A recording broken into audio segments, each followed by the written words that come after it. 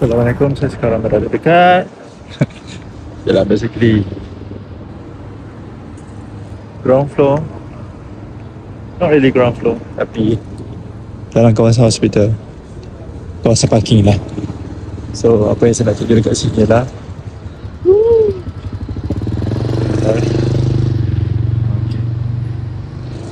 alright. So saya nak kongsikan satu ilmu je.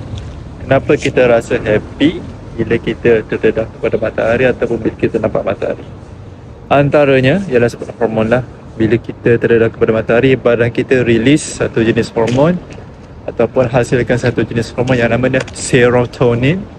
Boleh google apa benda tu serotonin. Basically happy hormone, hormon yang menggembirakan kita ada 4 jenis. Salah satunya serotonin. Dan bila kita dedahkan diri kita kepada matahari, actually badan kita release serotonin.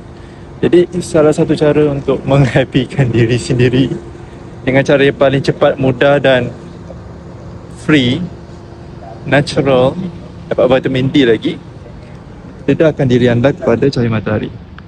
As simple as that. Boleh dedahkan cahaya matahari pada waktu awal pagi atau petang je lah.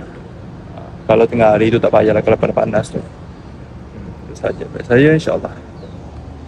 Assalamualaikum. Subhanallah.